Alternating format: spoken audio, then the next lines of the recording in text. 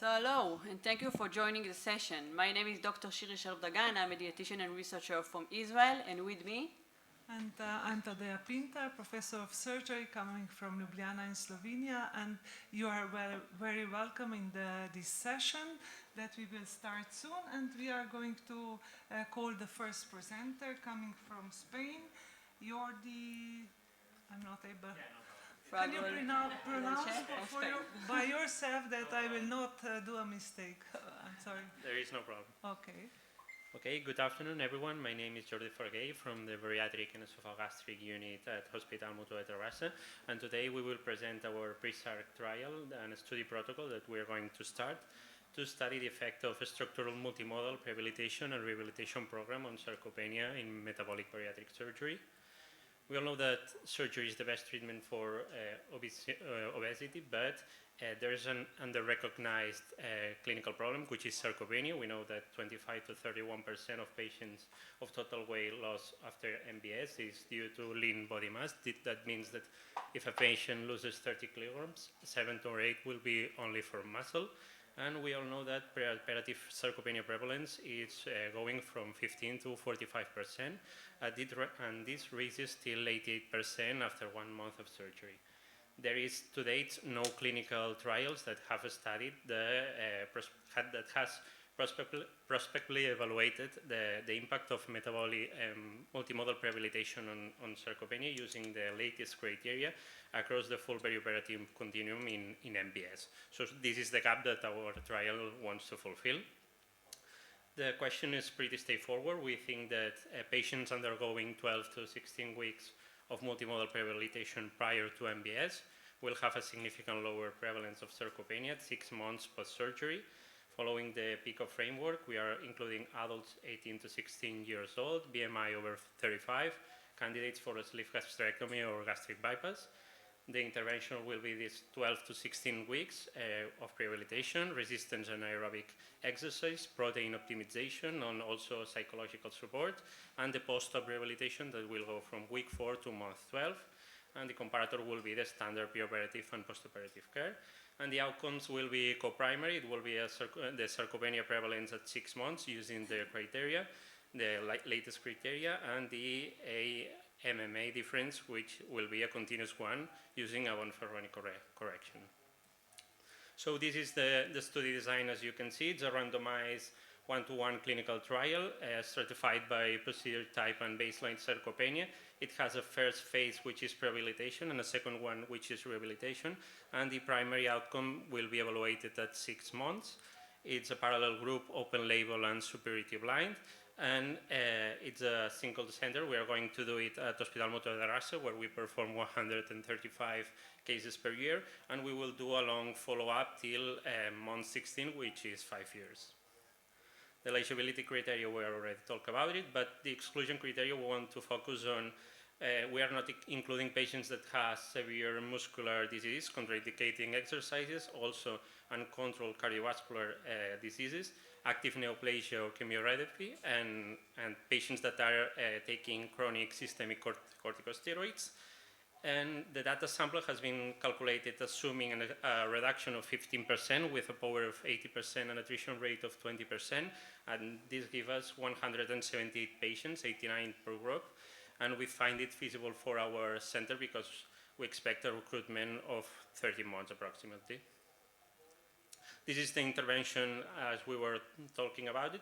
The phase 1, the rehabilitation, 12 to 16 weeks, divided in 3 pillars.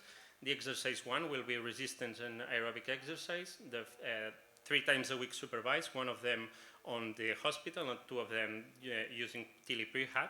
And it will be a progressive exercise going from 40% to 80% RM, which is repetition maximus. The nutrition part, we will work with our dietist at the hospital and the endocrinologist. And we are expecting at least 1.2 grams from proteins per kilo per day in our patients, and correcting vitamin D deficiency or micronutrient deficiency. And in the psychology area, we are doing motivational interviewing, anxiety management, and eating disorder screenings. The phase 2 will be the postoperative rehabilitation that goes from week 4 to month 12. This is divided also in 3 steps, which are reactivation, progression, and maintenance. Reactivation goes 2 times a week, 40 to 50% RM. Then we move to progression 3 times a week, 60-70% RM. And then there's the maintenance that will be 2 times a week or 3 in autonomous habits. And the comparator is the standard care. So the outcomes that we want to measure are co-primary and will be evaluated at T4, 6 months, which will be the sarcopenia prevalence using the latest European group sarcopenia criteria. We will use low hand grip and also low IMMA in a binary mode. And also we are going to analyze the difference in IMMA in a continuous mode. So we're going to use a von-Ferroni correlation for both of them. The body composition that we are going to study will be using via Tanita and also Ackern to analyze the face angle. And we're going to do a CT in L3 to analyze the myosteatosis in the muscle, which will give us quality of muscular. Then the hand grip, the SPPV, and the 6-minute walk. The surgical outcomes will be the same that we are doing in every study of bariatric surgery. The total weight loss, excessive weight loss, BMI, Clavin Dindo, long of stay, and 30 days readmission. And nutritional and inflammatory parameters will also be studied, and the quality of life. The analysis will be a modified intention to treat population. At least we want one determination after surgery to be included. It will be done in a Poisson regression for the binary outcomes and also a linear mixed model for the continuous ones.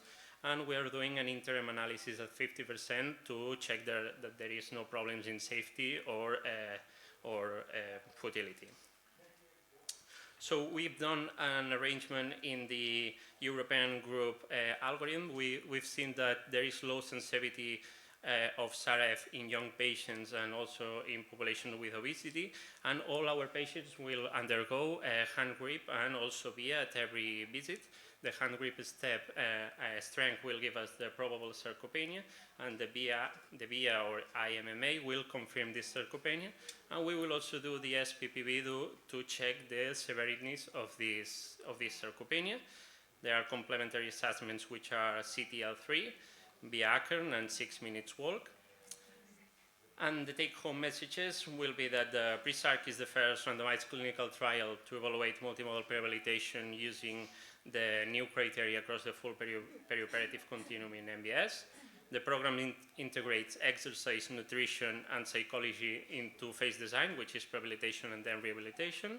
The co-primary endpoint at 6 months in a von-Ferroni correction ensures methodological rigor, and follow-up goes till 5 years.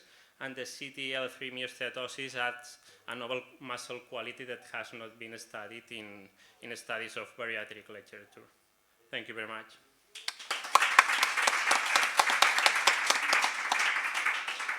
So the podium is open for questions, but I have the privilege to give the first one.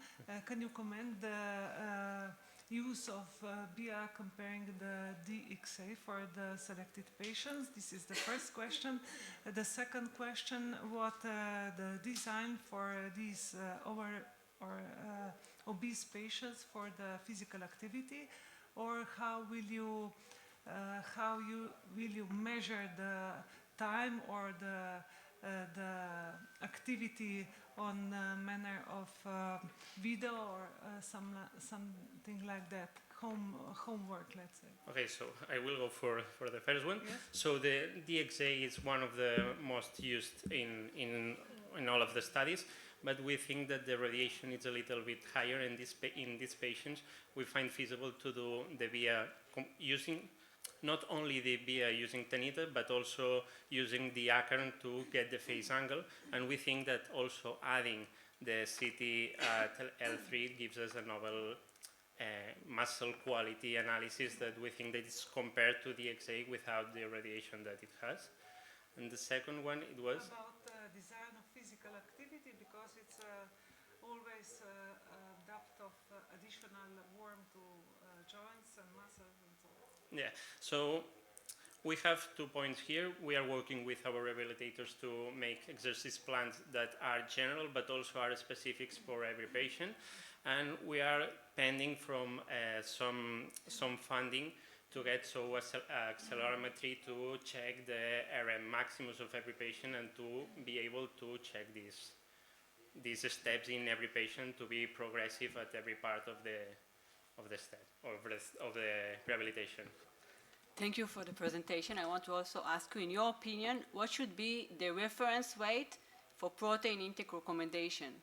If it should be the actual weight, it should be maybe fat-free mass or maybe adjusted weight. Can you repeat, please? In your opinion, what should be the reference weight for protein intake recommendation among this target population? So, checking with our dietist, they recommend 1.2 grams per kilo per day on their BMI. Actual weight, okay. But if I understand, is this per kilo of lean weight or total body weight? What Actual weight. For total weight. Total weight. Okay. Yes, and 1.5 if there is sarcopenia. I think. Well, I cannot check it, but if there is a sarcopenia that has been demonstrated, we go up till 1.5 per gram per kilo. And one last question Yeah. is about your dietitian. Do they discriminate to the source of the protein or not? This is a question that should go for them, but I think that they are using protein coming from all type of animal. I think it's the best one that we're using. Yeah. Yeah. Whey protein. Yeah. Sorry, that one. Yeah. So thank you. So next presentation, weight-related stigma and its influence on emotional eating and post-operative adaptation in individuals undergoing metabolic bariatric surgery. The presenter is Nino Chonchendes, I hope that I pronounced it right, from Georgia.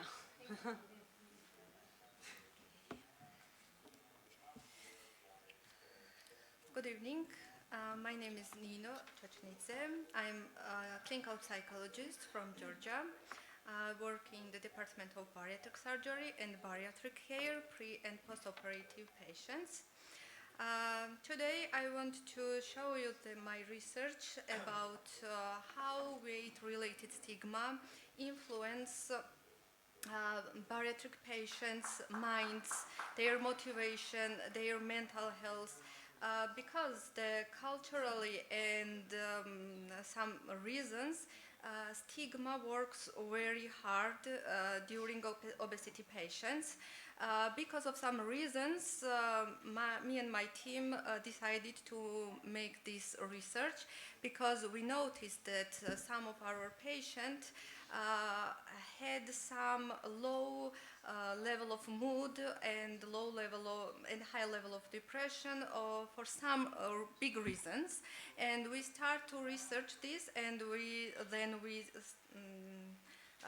saw that there was some stigma during their answers, and because of some reasons we then decided to make this beautiful research.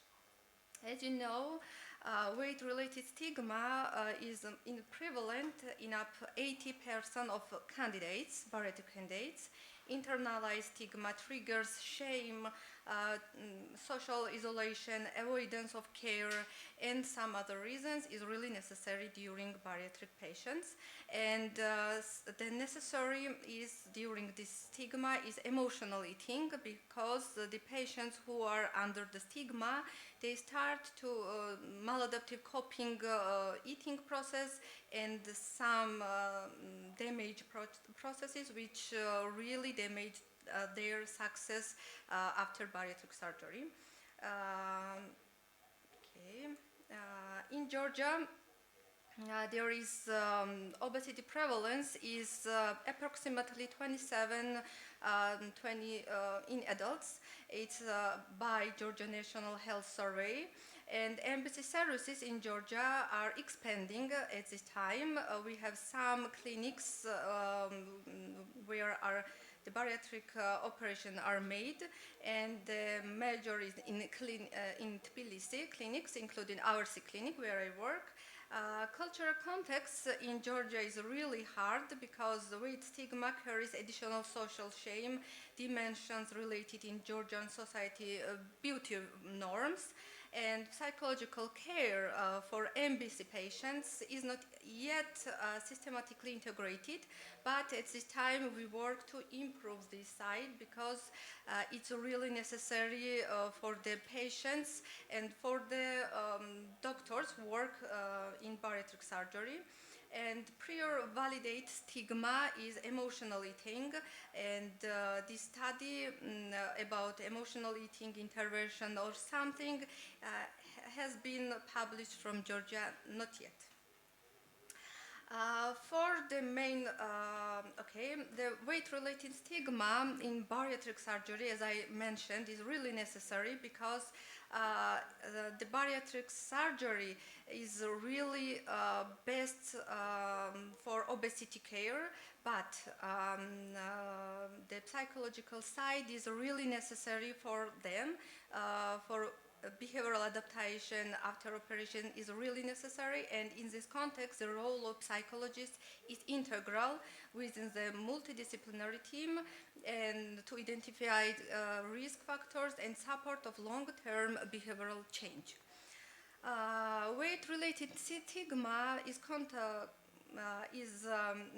connected in mental health because during this time we have low level of psychological well-being and high level of depression, anxiety, and maladaptive coping, which is emotional eating or some eating disorders, which is common during this time. And for measurement, I used some interviews and also some psychological measurements, which is weight self-stigma questionnaires and emotional eating scale, also depression and anxiety stress scales. And last but not least, the gold standard to find depression screening, it's Beck depression inventory, which is really necessary questions, and we always have necessary information after this procedure. And I also, yes. For the firstly, the reason why we not wanted to do this research was to examine impact of weight-related stigma on psychological well-being in MBC patients, explore association between stigma and emotional eating behaviors, and also the necessary was to assess post-operative adaptation model for patients. We use 60 patients, 60 adult patients.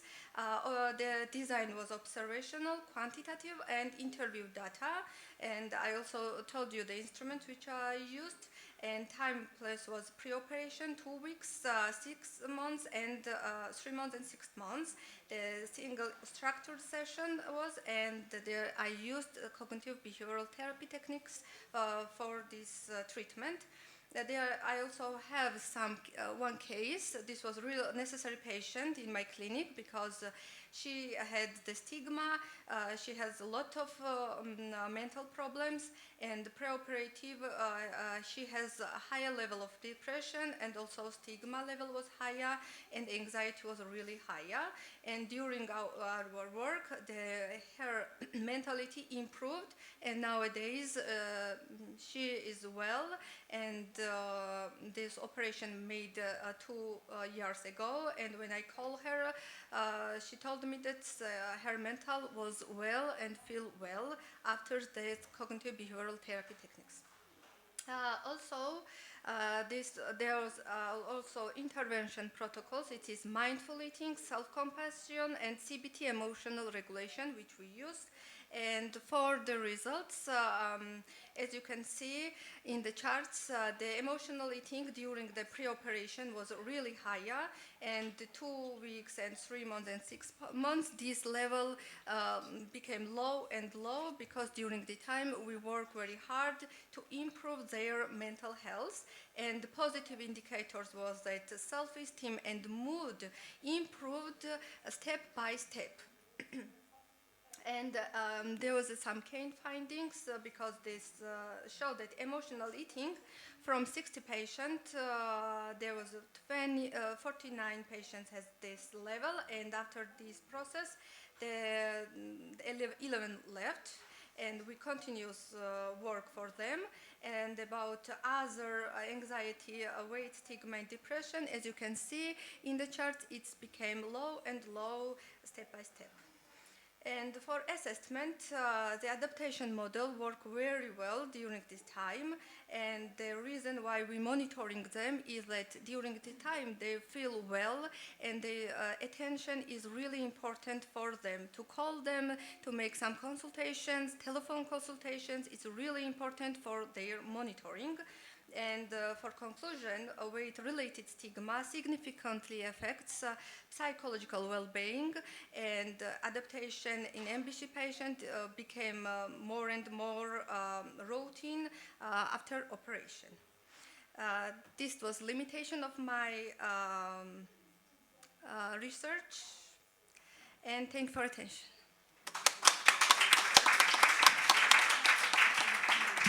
Thank you for the presentation. Any question from the audience? Just a short question. In a long term, what is your program to support the patients? Sorry, cannot. In a long term, so you presented the results Yes. for a time period, but in a long term, the self-stigma and the eating behavior is a very big problem for Yes. these patients. I think that thank for question for firstly. I think that the monitoring is really necessary for them. First is self-monitoring to know their feelings after the process, and also monitoring by clinicists. Because the stigma is continuously process, and we cannot stop this process for them. Because of this, we always have touched them to give them some information, not to return the stigma. Thank you. Thank you. So now we are asking the third presenter, Emma Rose McGrone from United Kingdom, to present the FibroScan elastography to improve patient satisfaction with liver reduction diet, a pilot study.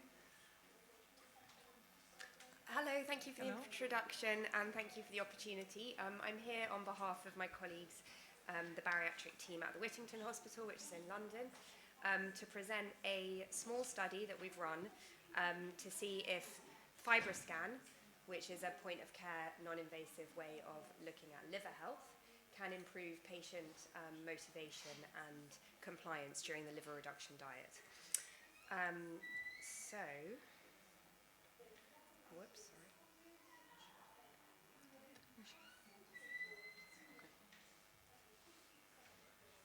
Great. So I expect that you will be familiar with the liver reduction diet or the liver shrinkage diet, because this is recommended by European guidelines, and it's sort of universally mandatory for patients prior to bariatric surgery. What is it? It's a very low-calorie diet which patients take for around 2 weeks in the lead up to their operation. And the idea of it is that it ought to reduce liver volume, thereby making the operation safer and possibly easier. So what does it actually consist of? Well, there are different ways of doing it. The prescription that we use in our centre is with meal replacement shakes. So, for example, Slim Fast shakes. And patients are allowed to drink 4 of those a day, so that's 800 calories, and they should not have any ordinary food or anything else containing calories during that period. And we explicitly tell our patients that if they show up on the day of their operation and they have failed to lose any weight on the liver reduction diet, then their operation may be cancelled. So, as I'm sure we can all appreciate, this is not a very pleasant experience for patients to go on this very strict diet. And we hear from them anecdotally that they don't like it, they find it challenging, they get symptoms, so of course they feel hungry, they can suffer from fatigue, headaches, constipation is common, they find it inconvenient, and they crave some texture because all they're allowed are drinks. In the literature, we can see that only about 1 in 3 patients lose 5% of their weight, which is sort of the goal, I suppose. And I think one of the conceptual problems with it is that we measure compliance or efficacy of this strict diet by looking at total body weight, because that's the only thing we really have available to us on the morning of surgery. And although total body weight does correlate with liver volume or liver steatosis, there's not a perfect correlation, and some patients may actually abide by the diet and their liver may shrink, but they might not lose that much body weight. So that can be quite demoralizing for them, and it means that we as healthcare practitioners may judge them, may disbelieve that they did the diet. So we wanted to improve this short period that all of our patients go through. We wanted to improve the experience that they have and maybe also improve their compliance with the diet and the efficacy of the diet. And this is where FibroScan comes in. So this is illustrated in the picture. This comes in a portable wheelie bag. It's very easy to transport, to use, and training takes a few hours. Once trained, it takes around 10 minutes to perform a FibroScan.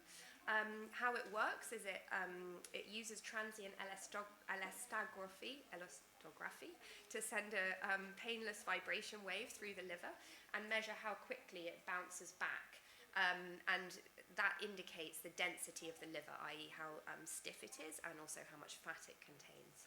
So the two parameters that you get from the FibroScan are continuous attenuation parameter, which is a measure of steatosis, and stiffness, which is a measure of fibrosis. And these correlate very well with histological liver biopsy samples, which would be the gold standard for measurement of liver health.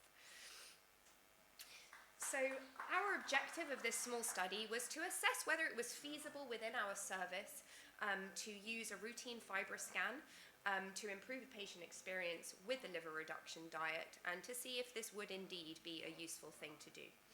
So we studied during a 9-month period, June 2025 to March 2026. We trained 2 allied health professionals, dietitian and clinical nurse practitioner, to perform FibroScans, and they offered FibroScans to patients during the visit that the patients come, where they are initiated into the liver reduction diet. They're told what to do and a few measurements are taken. And the FibroScan was also performed on the morning of surgery. And in addition, we gave all patients undergoing surgery a questionnaire that we designed ourselves to get their feedback on their experience of the liver reduction diet. So here is some baseline demographic data. So we were able to include 48 people in our study, approximately half in each group. And these patients are typical of the patients that we're operating on in our service, and I think in the wider regional area. So predominantly female, age is around 45, weight is around 120 kilos, so probably BMI 42, 43 would be the average BMI that we operate on. Most of them were on the liver reduction diet for 14 days, but there was a range. So our high BMI patients, we prescribe a longer liver reduction diet, and it's not uncommon for our operations to be cancelled on the morning, in which case patients may end up inadvertently on a longer liver reduction diet than originally planned. In terms of the FibroScan parameters, the cap for our FibroScan group was a mean of 273, so to put that into some context, that would put them in the S2, steatosis 2 grading, which indicates that they are likely to have around 1/3 to 2/3 of their liver showing steatotic change. And the stiffness was a mean of 7.4. Again, to put that into context, 7.5 or above indicates fibrosis score of 2. So you're sort of talking about moderate fibrosis. So, on to our results. So we asked a few general questions, one of which was, do you think a better understanding of your liver health could be motivating? And we asked all patients this question on the morning of their surgery, and really the majority of patients, regardless of whether or not they'd had a FibroScan, felt that that was the case. So in terms of our kind of main outcomes, this is the results for one of the questions that we asked, which was about a question about motivation. We asked patients, how much did you struggle with this diet? So yes means that they struggled at least 2 to 3 days a week or every day. And you can see that of the patients in the FibroScan group, 5 out of 25 reported that they had struggled this much, and that proportion was much higher in the patients that had not undergone the FibroScan, so about 2/3 of them were struggling. The second question that we thought that we analysed was self-reporting of whether they cheated whilst they were on the diet. So 23 out of 25 patients in the FibroScan group reported that they had not cheated at all, they never cheated, whereas in the group that did not have a FibroScan, we saw that around 2/3 of them, a third of them cheated, sometimes or more often. In terms of overall satisfaction with the experience, we saw a numerical but not a statistical difference here, whereby patients in the FibroScan group showed about 80% of them had been satisfied or extremely satisfied, and it was about 2/3 in the no FibroScan group. So in terms of the effectiveness, we actually didn't see any difference at all between the two groups. So the weight loss mean was 5.5 kilos, and expressed as a percentage, this was around 4 to 5%. I should say we restricted this part of the analysis to the people that had undergone around 2 weeks of the liver reduction diet, so we excluded people who had done it for a longer or a shorter period. So to conclude, this was a small pilot study run out of a single centre in London, where we have demonstrated that routine use of FibroScan at the initiation of the liver reduction diet and on the morning of surgery for all people undergoing bariatric surgery was feasible. It did seem to improve self-reported experience and compliance with the diet, but it did not affect the effectiveness in terms of the weight loss that was experienced over that time. So points for discussion.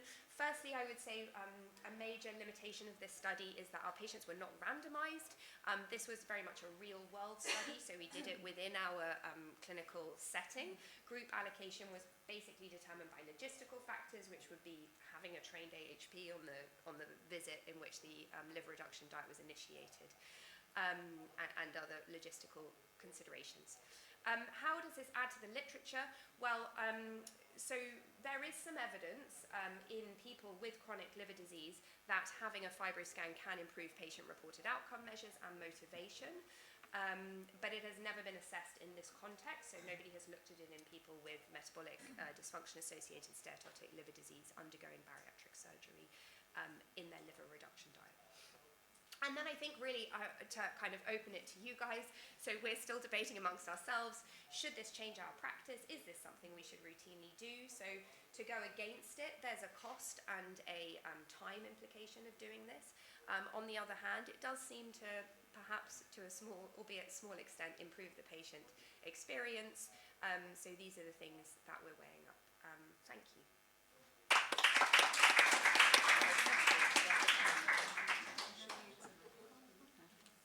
Any question from the podium? Otherwise, we are on short. Please. Here. Yes. Hi. You had I had a lot of pleasure listening to it. It's really interesting. I think it works on the mechanism of providing some feedback to our patients, right? Like in terms of motivation coming from behavioral science. But I wanted to ask you, first of all, I see the benefits, but is this something that, like you said, it's feasible to engage into clinical practice? And then also I wonder if this should also be used post-surgery to actually increase the motivation and provide feedback on the outcome to the patient, right? Yeah.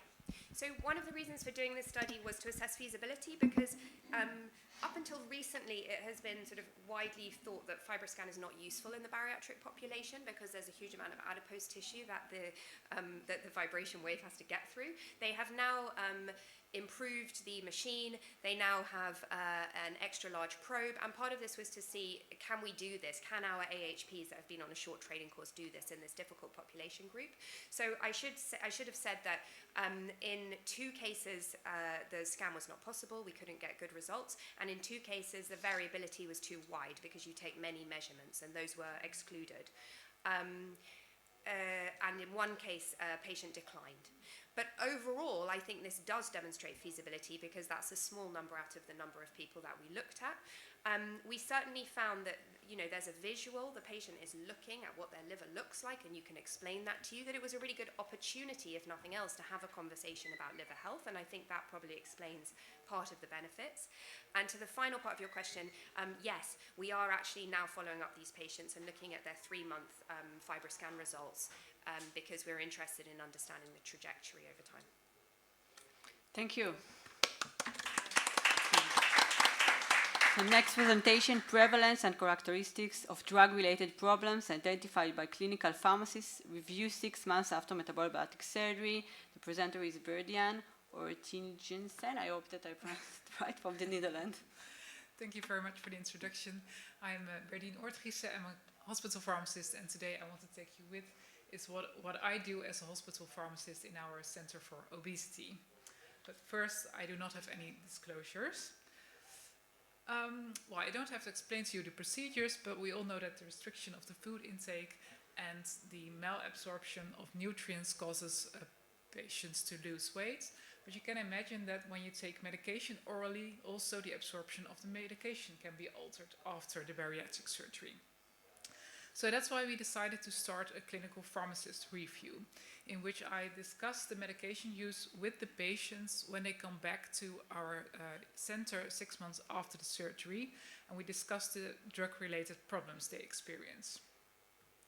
So this was a prospective observational study, and in this period of time I collected all the patients, how do you say that they want to join the study. So that's what I want to show you now.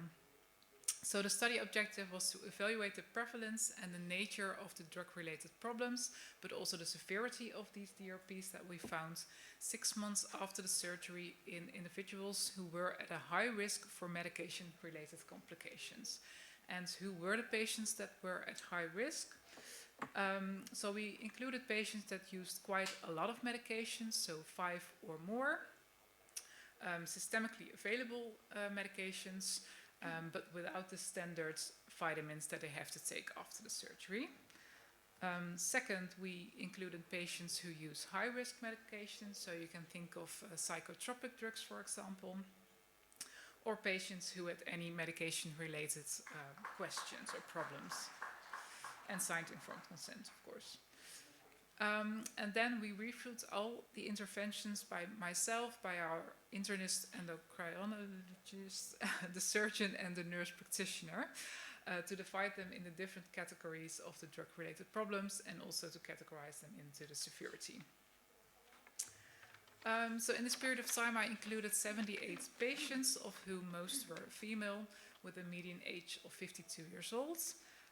Most of them had a gastric bypass instead of the sleeve gastrectomy, and the median number of medications was 5 per individual. And in these 78 patients, we have found 157 drug-related problems in 67 patients. So that means that 86% of the patients had at least one drug-related problem, with a median of 2. And on the left side, you can see the distribution. So some patients didn't have any drug-related problem, but there were also patients with 4 or 5, or even one with 8 different drug-related problems. And then if we look into the different categories, we found that suboptimal pharmacotherapy was the mostly recorded.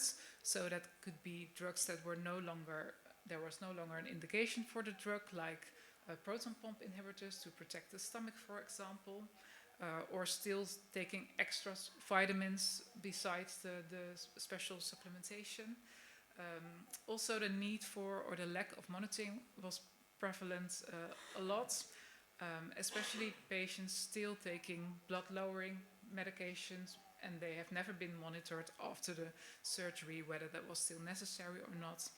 And the third group was the non-adherence, and then mainly the calcium or the vitamins they have to take. And then we looked into the severity, and I've used the NCC MERP category to do that. So A meant there were circumstances with potential for error, and I means death of the individual. And we found that the interventions that I suggested were mainly C or a D. So C means it reached the patient, but it didn't do any harm. For example, still taking those proton pump inhibitors. And a lot had category D, which means it reached the patients, but monitoring was needed. So, for example, patients getting more depressive because maybe the absorption of their antidepressant was reduced. But there were also some patients with an E or an F, and that was mainly due to the use of diuretics, which can cause a low potassium level in the blood that needed an intervention. And there was even one patient who needed hospitalization because of the lower high potassium level. So in conclusion, I think we found quite a high prevalence of drug-related problems in patients at high risk for medication-related problems 6 months after the bariatric surgery. And we found particularly the suboptimal pharmacotherapy, the needs for or the lack of monitoring, and the adherence was a problem. So I think this emphasizes that these medication reviews could be of value performed by a clinical pharmacist in this population to first identify the drug-related problems and to make a plan how to target these pharmacotherapeutic problems. So I would like to encourage you all to start a conversation with your hospital pharmacist and see what they can do to improve the care for these patients. Thank you very much. So thank you for the presentation. Any question from the audience? Hi, thank you. If I understand correctly, you saw these patients at 6 months after the metabolic and bariatric surgery. What do you think about counseling like pre or peri-operative? Yeah, that's a very good question. We thought about that, of course, ourselves, on when is the right time to talk to these patients.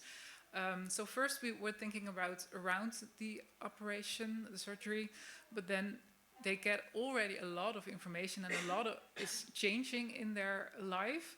And in addition, we already have quite a lot of advices to the general practitioner about reducing like the blood lowering agents, for example. And also there was a logistic problem. So they didn't really have any time in their program to come to me as well. Well, after 6 months, they come back with their group of peers, and they do have some time, and they are in a new state, so they've lost a lot of weight, and then I can speak to those people who still use 2 or more blood pressure lowering agents. So in that way, I catch the patients that are sort of missed out on at the beginning of the monitoring after the surgery. So that was one of the main reasons to do that. And also things that I find, we try to optimize the process. So for example, those psychotropic agents, we saw that the monitoring wasn't really good. So now we make sure that all patients are screened. Do they use psychotropic drugs? So we can measure a blood level before surgery. So we always have some monitoring possibilities. So that's why we chose this. I also have one question. Apart to your excellent presentation, do you suppose that regarding to the obesity-related diseases improvement,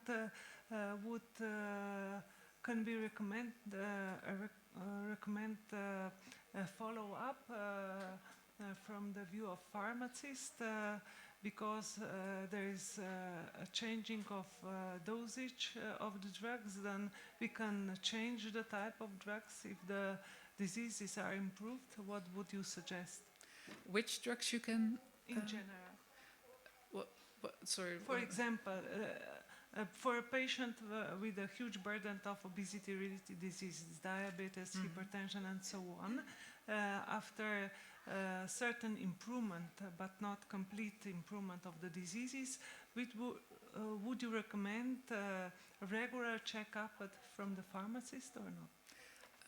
That could be definitely something a pharmacist could do, of course, yes. So there are some drugs that you could stop, so you always discuss it with the patient, like, is it possible? But it's also good to have a look at the different drugs, because between the antidepressant agents, some give more weight gain than other drugs, for example, and that also counts for blood lowering drugs. So I do think that pharmacists could play a role in the follow-up to see, like, is there any optimization possible? Yes. Thank you. Okay.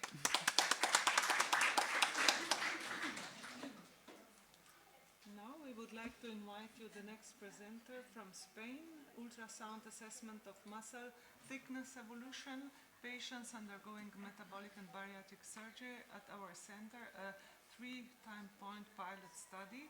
The presenter is Carla Leal Ferrandis. Okay. Good afternoon. Thank you for the introduction. My name is Carla Leal. I come from the Arnau de Vilanova Hospital, and it's a pleasure to present the results of our study on the ultrasound assessment of muscle thickness evolution in patients undergoing metabolic bariatric surgery. And we all know both obesity and metabolic bariatric surgery, MBS, from now on cause metabolic changes. However, the impact on skeletal muscle remains insufficiently defined, and this brings us to a key paradox nowadays, the concept of sarcopenic obesity. In this context, sarcopenia is no longer seen as an age-related condition alone, but may also coexist with an excessive adiposity as defined by ESPEN and ESO, and thus increasing evidence that suggests that MBS may induce an early and clinically relevant loss of muscle mass. So this raises a question: are we properly monitoring muscle status in our patients? Because the fact is that routine assessment of muscle mass is not always available or feasible, particularly in second-level hospitals like ours, where techniques such as DEXA or bioimpedance are not always available, leading us to search for other options for this muscle mass assessment. And here's where ultrasounds emerged as a practical, quick, and easy-to-find tool in our context. So the objectives of our study were three. First, to track the evolution of the rectus femoris muscle thickness over time. Second, to validate ultrasounds as a practical and reliable tool for muscle monitoring. And third, to explore whether early muscle loss may help to identify patients at risk of long-term sarcopenia. We conducted a prospective study including 35 patients undergoing MBS in 2004. The muscle thickness was assessed using ultrasounds at a fixed anatomical location, which was the rectus femoris muscle, at exactly 15 centimeters above the superior pole of the patella. And these measurements were obtained at 3 time points: baseline, which was prior to starting prehabilitation, then peri-surgery after finishing the prehabilitation program, and usually the day before, the day after the surgery, and the third was taken 1 year post-operatively. And all these measurements were taken following a standardized protocol, using the same equipment and by a single radiologist. And we performed the statistical analysis using PERT tests, Pearson correlation, and coincidentally to estimate the effect size and the clinical relevance. So as I said, a total of 35 patients were included in the study. The majority of the patients were females. They represented approximately 2/3 of the cohort. The mean age was 43 years, ranging from 19 to 66, and most patients presented with grade 3 obesity. Regarding comorbidities, only 11% of our patients had type 2 diabetes, and 25% had hypertension. Then talking about our prehabilitation program, it consisted on exclusive enteral nutrition based on a high-protein, hypocaloric diet based in oral supplementation in the form of shakes during approximately 21-22 days, and finishing the exact date of the intervention. And during this period, we observed both BMI and weight decreases, with an average BMI reduction of 2 points and a mean weight loss of 6 kilograms. So, during the prehabilitation phase, we observed a statistically significant reduction in the rectus femoris muscle thickness, decreasing from 17.5 to 16.4 millimeters. And this change showed a high intra-subject correlation of 0.868. The effect size was moderate, with a coincidence of 0.47, and at the individual level, more than half of the patients experienced individual muscle loss, objective muscle loss. This finding suggests that even during prehabilitation, patients may already be entering this catabolic state. Then from the peri-surgery period to 1 year post-operatively, a more pronounced decrease in muscle thickness was observed from 16.4 to 13.6 millimeters, and this reduction was again statistically significant with a moderate to high correlation now, and here the effect size was large, with coincidentally of 0.88, which indicates clear clinical relevance. More than 80% of the patients now experience muscle loss during this period, and this suggests that the most important muscle loss happens after the surgery. And this is probably due to the combined effects of surgical stress, reduced intake, and metabolic adaptation. Over the entire student period, from baseline to 1 year, we observed a global reduction of 3.87 millimeters in this muscle thickness. And this change was statistically significant, showed moderate longitudinal correlation with a net muscle loss observed in 80% of our patients. So these findings again confirm a consistent decline in muscle thickness over time.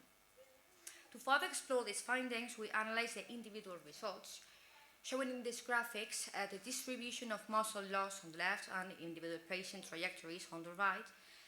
The distribution at 1 year shows a clear tendency towards negative values, indicating that most patients experience objective measurable muscle loss, and individual trajectories demonstrate a consistent downward trend in the majority of the cases. However, there is some inter-individual variability. It's evident with small subset of patients that maintain or even slightly increase their muscle thickness. So this highlights that although muscle loss is the predominant pattern, the patient response is not uniform. When analyzing individual changes, we observed that overall 80% of the patients individually experienced muscle loss, while 11% showed a muscle gain and 8.6% remained neutral. And similar patterns were observed across the different time intervals. So these findings reinforce again the presence of a predominant pattern despite individual variability. When we performed cross-table analysis, we observed that muscle loss was more frequent in female patients, in those over 40 years old, and in individuals with higher BMI. In contrast, comorbidities like diabetes and hypertension appeared to have a lesser influence in our cohort. However, these findings should be interpreted with caution, given the limited sample and the small representation of these groups in our sample. To conclude, our findings suggest that muscle loss following MBS in our cohort is not only common, but it's early and it progresses over time. And while rehabilitation induces really modest changes, the more pronounced decline appeared after surgery, and this highlights a critical post-operative window. This early muscle loss could help identify patients at risk of long-term sarcopenia if combined with other methods of functional muscle assessment here, like the SAG-F, 30-second chair test, the time up and go, with potential implications for functional outcomes. Then the observed inter-individual variability supports the need for personalized strategies.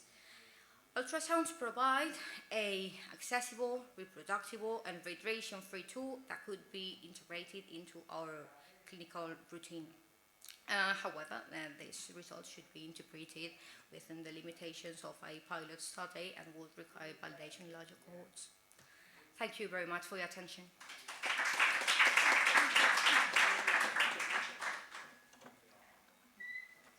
Any questions for the presenter?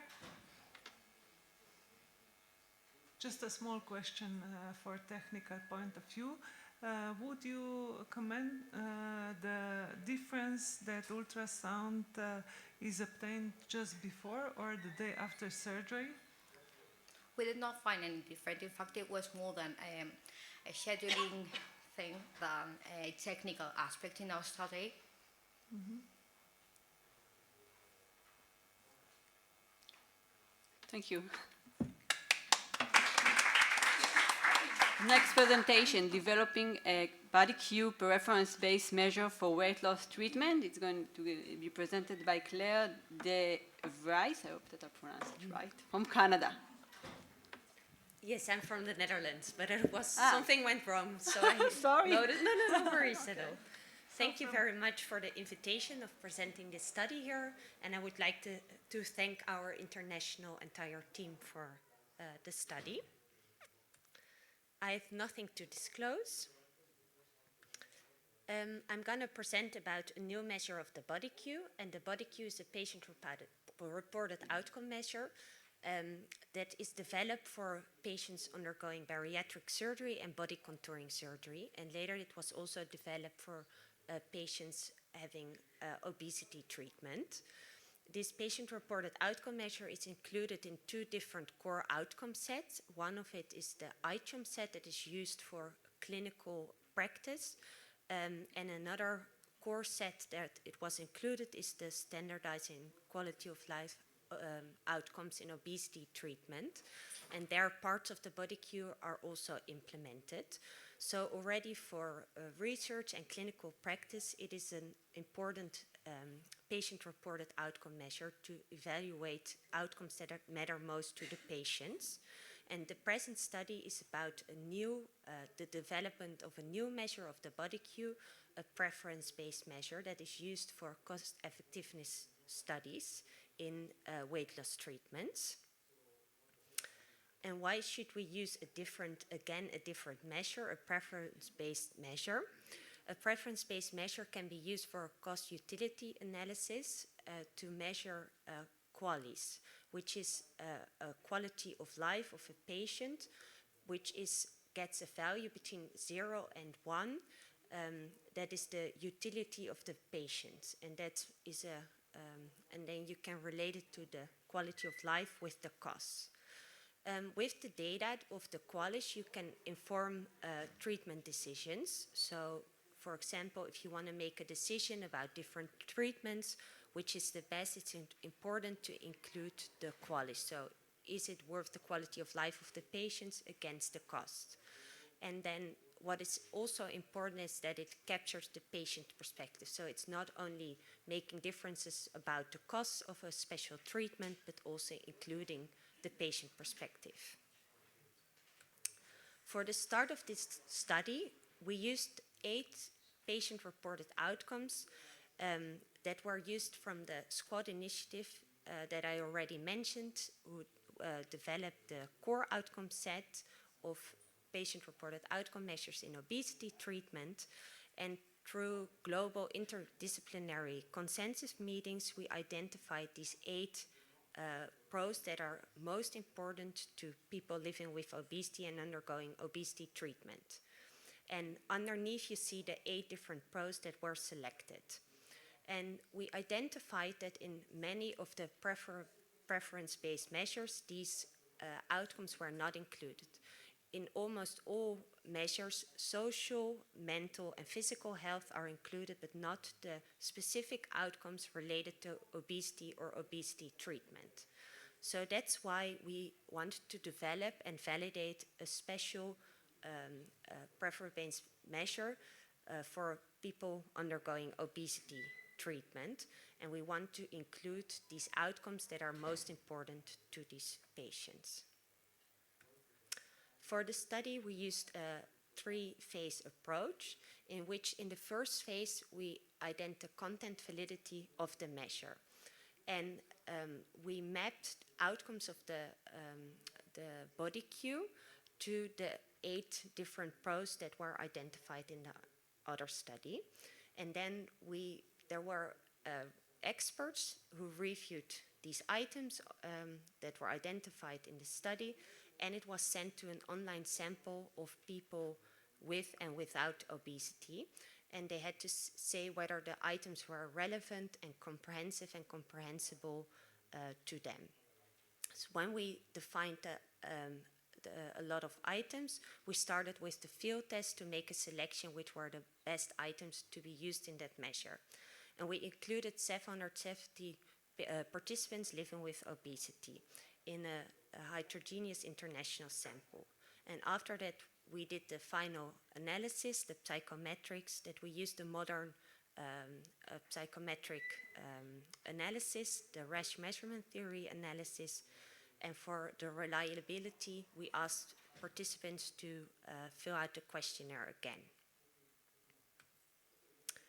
So we had 770 participants that filled out the questionnaire. Their age was from 90 to 80 years old, and the mean age was 43 years old. And we want to include a generic sample, but also because it's specific for the obesity participants, 50–70% of the participants were living with obesity. And we didn't only want to include people undergoing for bariatric surgery, but also people who try to lose weight with different types of treatment. And 80% of the people that participated in the study were actively trying to lose weight, and they were in different stages of their weight loss journey. And then the key outcomes of this study were that all the items were relevant, comprehensive, and comprehensible to the experts and the participants of many people living with obesity. But we ended up, instead of with 8 items, mapping the patient-reported outcomes that were previously selected with 7 items, because the excess skin item was so different from the other outcomes that we couldn't include it in the entire scale. So we ended up with 7 items, and the scale was reliable also when people filled out the questionnaire again. And for the validity, part of it is that you come up with hypotheses. So if it really works in different kind of groups, people having different kind of obesity treatments, and 85% of the hypothesis passed. So it was the validity of the scale was also good. So to conclude, for now, the scale, the preference-based measures showed strong psychometric properties in all analyses, and we included it in a large international sample. We ended up with a 7-item scale, and we only had to drop the excess skin item, which is an important patient-reported outcome for people living with obesity, but we could see that it really correlated well with all the other outcomes. So still in this measure, you can see people having a lot of problems with excess skin would score lower in their quality of life compared to other people. So that's why we think it's okay to leave this item out of this scale. And the next step is to collect utility wage for health states, and that is actually to make it really the QALYs, instead of only measuring quality of life. You can do the cost analysis.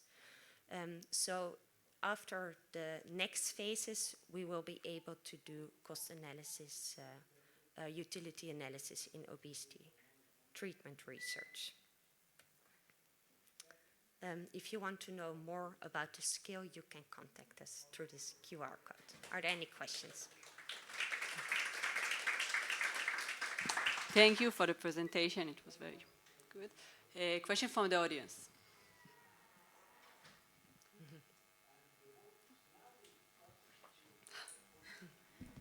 Hi, congratulations. It's inspiring, actually.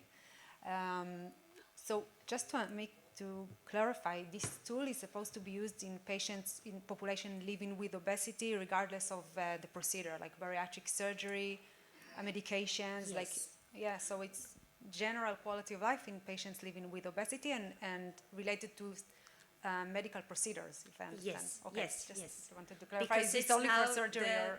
there are so many different treatments. Yeah. We wanted to include all the different types of treatments, and also that you can do the analysis to make these differences in QALYs of these different treatments, because I think it's important for public decisions as well to do this analysis. So one of the validation stages is going to be pre-post surgery also? Yes, definitely. That's part of the measurement properties. Okay, thank you very much. I now have to invite my co-chair for the next presentation, called Development of Standardized Questionnaire to Assess Adherence to Core Dietary Recommendations Following Metabolic and Bariatric Surgery. Please take your role. Thank you for the introduction and hello from this stage. So I'm going to present a project which is also led by Dr. Lisa Tulvanen, Dr. Del Bon, and Dr. Tahir Ben Porat. This is my conflict of interest disclosure. And let's start. So, as we all know, metabolic bariatric surgery is an effective obesity treatment, yet long-term success frequently depends on patient adherence to behavioral modifications, and you can see several core dietary-related recommendations. So despite our accumulated clinical experience, there is a lack of a standardized adherence assessment tool which limits the evaluation and comparability of adherence, as well as its association with clinical outcomes, both for the short and for the long term. And think about that we ask patients to behave in a certain way, but we don't have a tool, a dedicated tool to assess it. So the aims of this presentation is to describe the rationale and progress of a structured multi-phase mixed method research program aimed at first consolidating core dietary-related behavioral principles post-metabolic bariatric surgery, and second, to develop and validate a tool to assess adherence to dietary-related recommendation post-metabolic bariatric surgery for both clinical and research usage. So the program comprises of 3 sequential phases. In phase number 1, which is just recently completed and published, we conducted a scoping review in order to map the existing instruments we assess adherence to dietary-related recommendation. We wanted to understand the conceptual and methodological gaps in the area. And in phase number 2, which is currently ongoing, we are conducting a qualitative study among registered dietitians from several countries, and we want to understand, to explore what are the core dietary-related recommendations, what is the rationale, and what are the barriers and facilitators to adhere to these principles. In phase number 3, which is planned, we are going to integrate findings from both phases, and we want to create a tool and validate a tool which assesses adherence to dietary-related recommendation. So in phase number 1, which already completed and published, as you can see, it was a scoping review. We adhered to state-of-the-art scoping review guidelines. We wanted to identify studies of adults post-metabolic bariatric surgery using tools with at least 2 items assessing adherence to dietary-related recommendations. From more than 3,000 records which were screened, 16 studies across 10 countries were included. So the scoping review reveals substantial heterogeneity in the conceptualization and measurement of dietary adherence post-metabolic bariatric surgery, with most existing instruments lacking comprehensive coverage of core dietary-related recommendation, rigorous psychometric validation, and clear definition of a recall period. So the conclusion was that future research should facilitate the development of new instruments to assess adherence to dietary-related recommendation post-metabolic bariatric surgery for both research and clinical settings. So phase number 2, which is ongoing, it is a qualitative descriptive study which aims to explore what are the dietary-related recommendations, what is the rationale, as I said, and what are the barriers and facilitators to adhere to this recommendation. So it was done among registered dietitians from many countries. We conducted 4 focus groups with 16 participants. Discussion, which were led by Lisa, followed the semi-structured interview guide. They were conducted in English, audio recorded and transcribed verbatim, and data collected until a thematic saturation was achieved.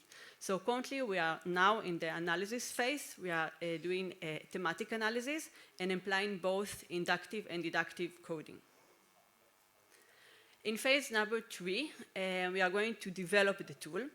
We are going to integrate information from prior research phases, the scoping review and the qualitative study.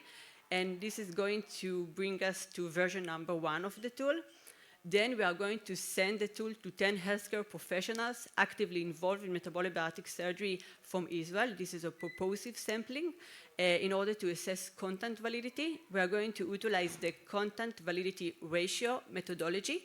And according to their feedback, we are going to do some amendments, and this is going to bring us to version number 2.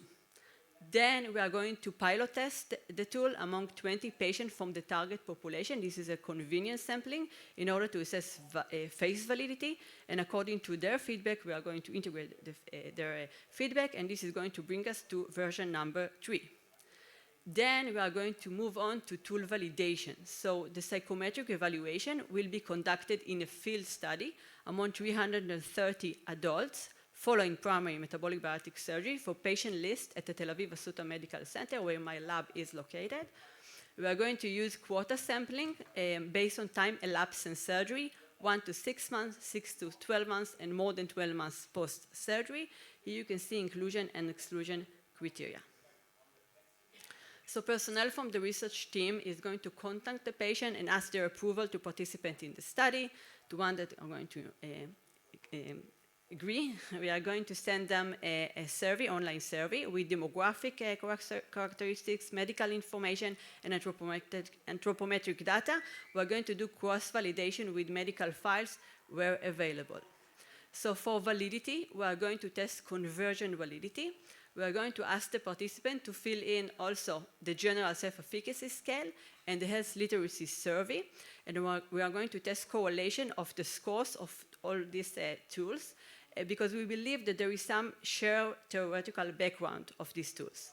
For non-groups validity, we are going to compare the scores of the tool between groups with different time elapsed since surgery. And for criterion validity, we're going to test association between the score of the tool with excess weight loss and total weight loss. For reliability, we're going to test internal consistency by Cronbach alpha, retest reliability by interclass correlation coefficient. We're going to ask the participant to fill in the tool again after 1 week.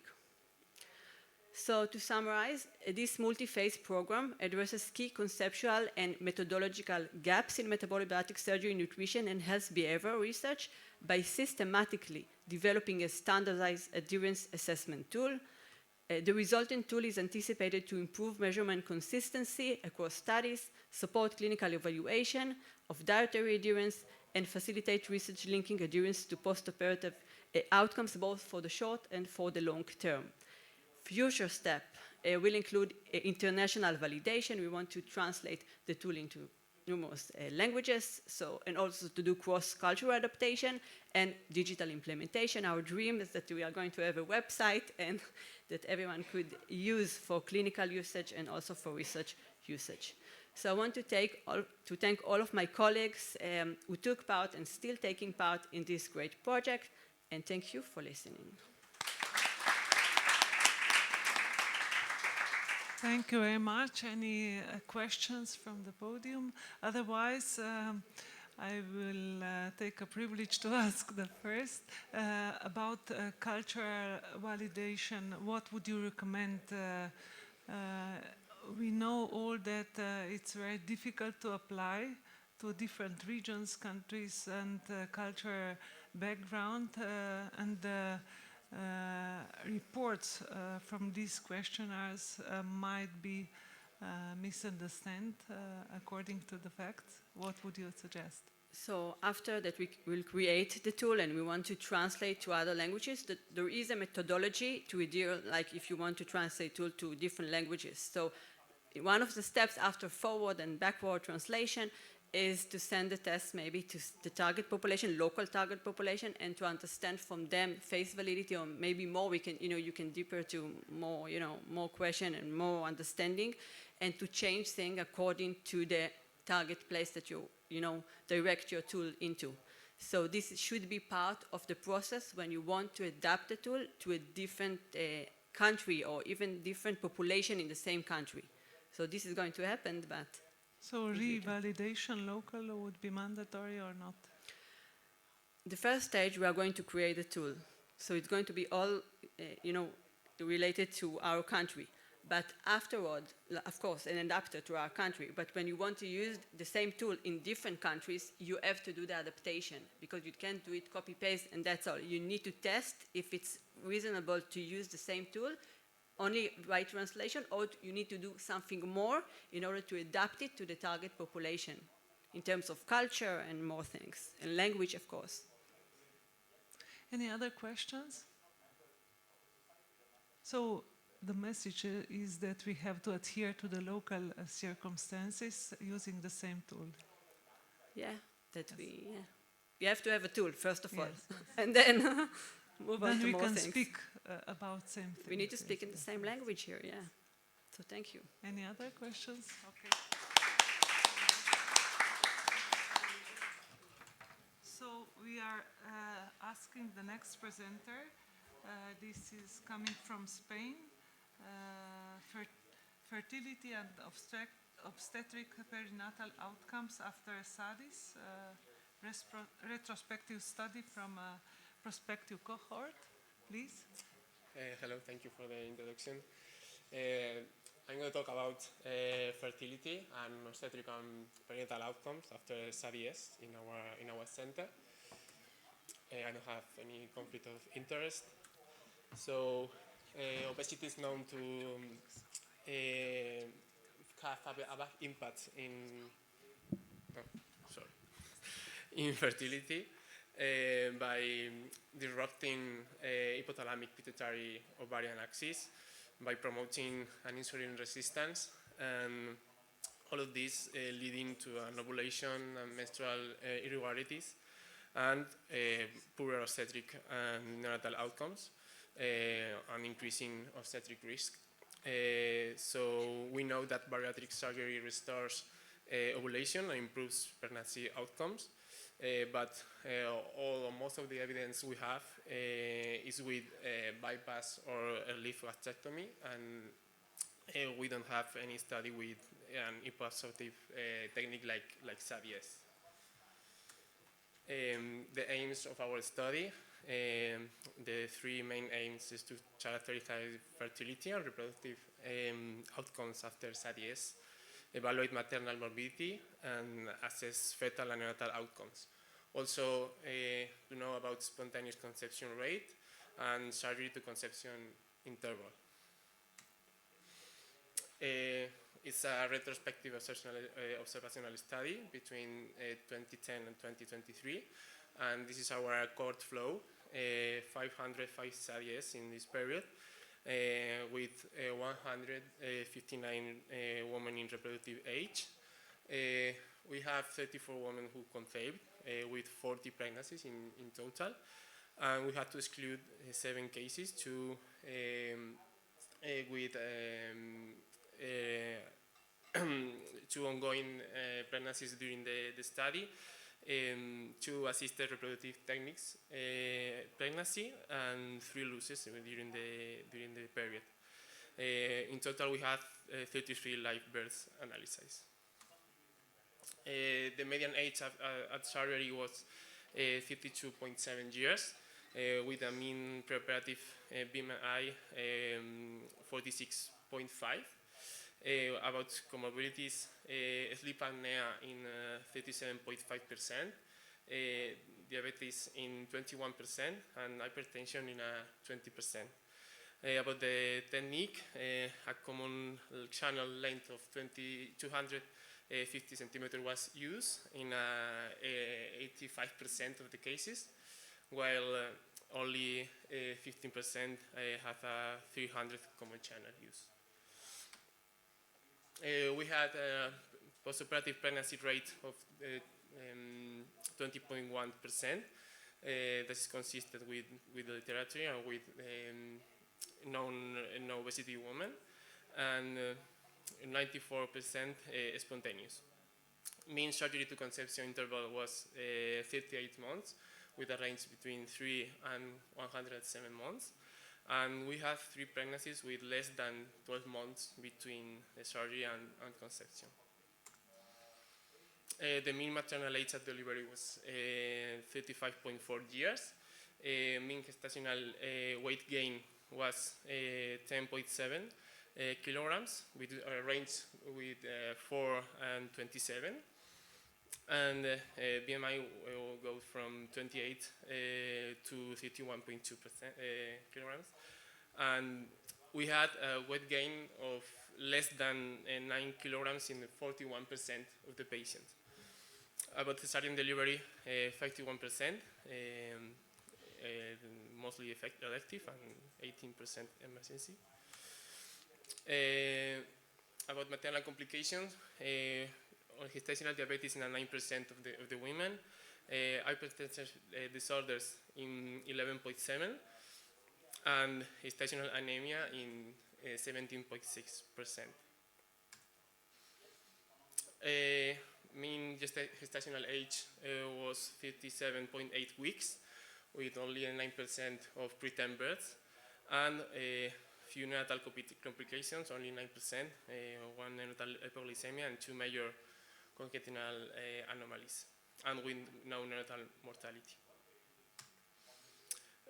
We had a 59.4% of small for gestational age newborns, 92% in term newborns, and the 3 pregnancies with less than 12 months between surgery to conception, 100% of this SGA. About the technique, with a common channel of 250 centimeters, we had 40% of SGA, and with 300, 53% of SGA. The limitations of our study, it was a retrospective design, the modest sample size, as a single center experience, and we don't have internal comparator group. So in this study, we conclude that spontaneous fertility is preserved, that maternal complications are relatively infrequent, and we found a high rate of term SGA observed. And post-SADS pregnancy should be managed as a high-risk pregnancy, and with structured and nutritional fetal growth surveillance. And we need more studies, further studies, before firm conclusions about this study. And that's all. Thank you very much. Thank you for the presentation. Any question from the audience?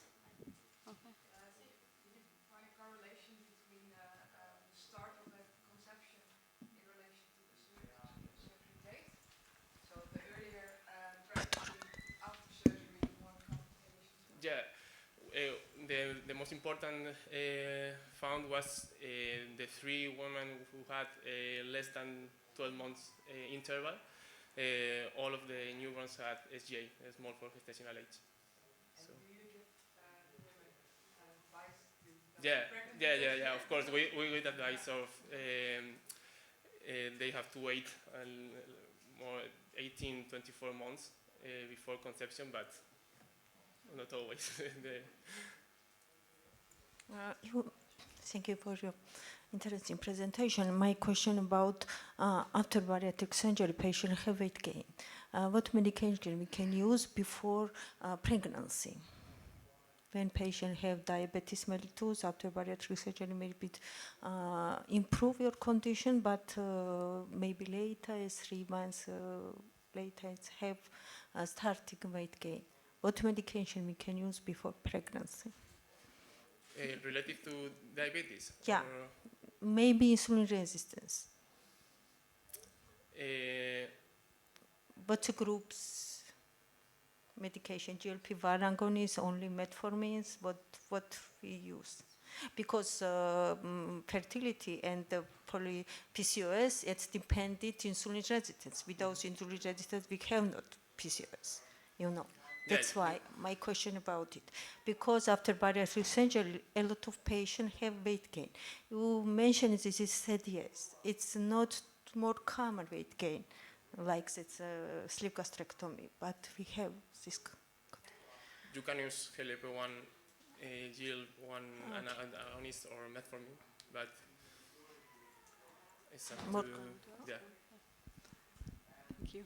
Did you check how many women adhere to the weight gain recommendation through the pregnancy based on the pre-surgery BMI level?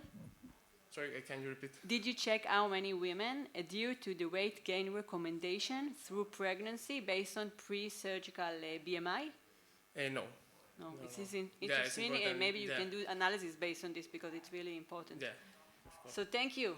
Thank you. I have a question related to... Please stay, we have other questions because the topic is very hot, please. Thank you. Did you, well, congratulations. Did you analyze micronutrient deficiencies? No, and it's something that we want to because do in it's other, important in studies, it's next, more common. Okay. Yeah, next study, yes. Congratulations. One other question from me. So would you suggest genetic testing for prenatal to exclude the for example, one case of Klinefelter, but the pillar stenosis is not related to genetic. Maybe it would be important to do a genetic test, but not in general. No, not in general. But according to maternal age, would you? Maybe according to maternal age, or maybe according to obesity, or after bariatric surgery, it would be important to suggest. But did you perform the standard check point for pregnancies after metabolic and bariatric surgery? No.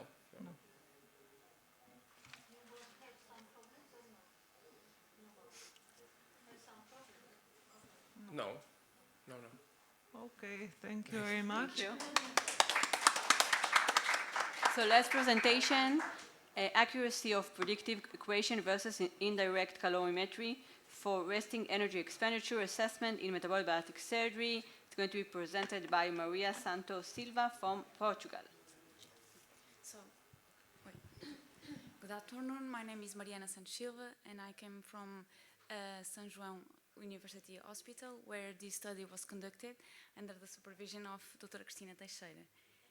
So I have no disclosure for this presentation, and first of all, it's important to talk about the two sides of the metabolic bariatric surgery. So all of us know that this kind of surgery is the most effective procedure for sustaining weight loss, but it's important to know that these extreme anatomical and physiological shifts can lead to an adaptive thermogenesis, that is a severe and unpredictable drop in REE. So first of all, there are an anatomical alteration that leads to incapacity of absorption all the nutrients, and because of the caloric restrictions, we can lead to an altered resting energy expenditure. And how can we measure these metabolic adaptations? There are several ways to do it, but in this study we focus on three kinds of ways to do it. So first of all, we have the indirect calorimetry, that is the gold standard, but is time consuming and more expensive. Then we have the BIA, that had a high correlation with indirect calorimetry. And the final way to do it is the predictive equations. They are super practical, but maybe we can lead to an error. So this is our main research question. Are our nutritional prescription risking malnourished these patients and during the critical post-operative phase? So in this study, we want to study three kind of things. First of all, measure the REE evolution from pre to first month post-op. Second, evaluate the accuracy of predictive equations against the gold standard. And first of all, determine the adequacy of our hospital nutritional recommendations. So we conducted a prospective observational cohort study in adult patients that underwent surgery between March and June from last year. And we assessed these patients in two time settings, 1 day prior to intervention and 1 month post-op. And in both time settings, we assessed the REE from our patients with indirect calorimetry, BIA, and predictive equations. And we choose Aries Benedict, the original form, the adjusted form, and a form that we create with adjusted body weights, the Mifflin form, and Cunningham. So our sample was composed by 37 adults with a mean age of 48 years, and the majority was composed by women.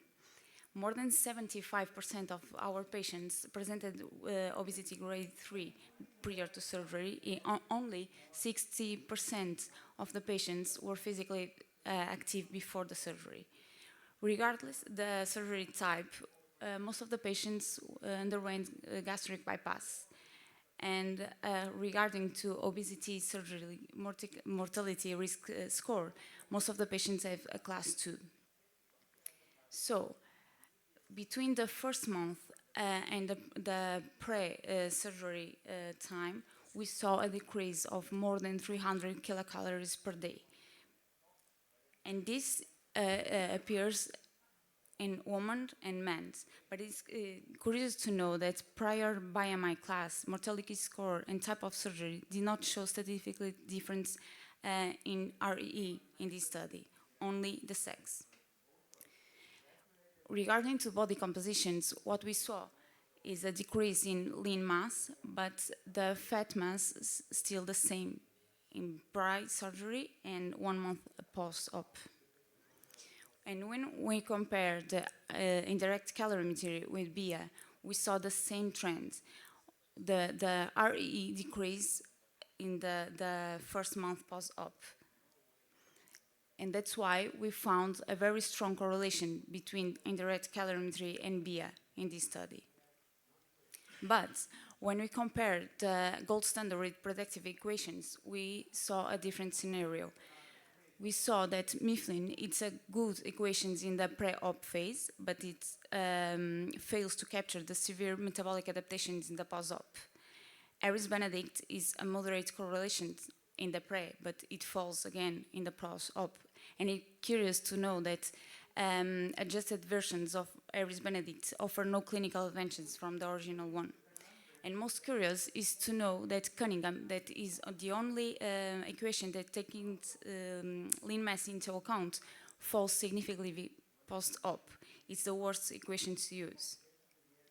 And finally, when you compare the gold standard with our old protocol, we saw that there are a big risk zone between the standard hospital protocol and the actual measured patient's needs. So there are no correlation between that 2 points. And this is the risk zone because we can lead us to overfeeding or malnourish our patients during the most critical time to the post-op. So, in conclusions, REE drops more than 300 calories in the first month post-op, especially due to lean mass.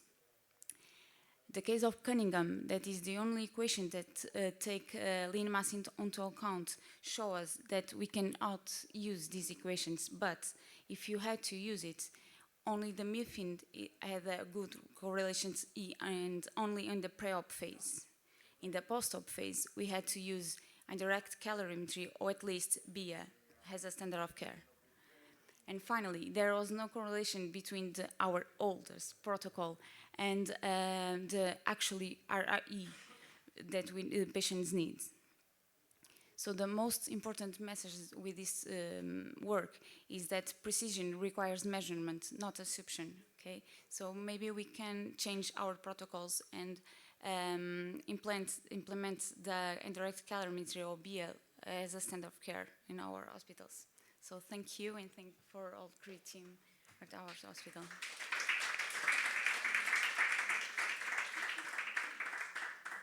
Thank you for the presentation. Any question from the audience?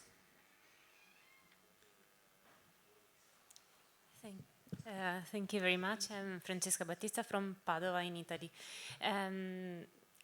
My question is about the fact that BIA look at fat-free mass more than lean mass. So you thought to compare this measurement with a more accurate measure of muscle mass more than fat-free mass that change very much after bariatric surgery, also for fluids and organs and so on. Thank you. Yeah, thank you so much. Yeah, we want to do another thing that is measure the muscle mass with the ultrasound, as we talk in another work. But in this work, we only compare the RE from each type of measure. Thank you. Thank you.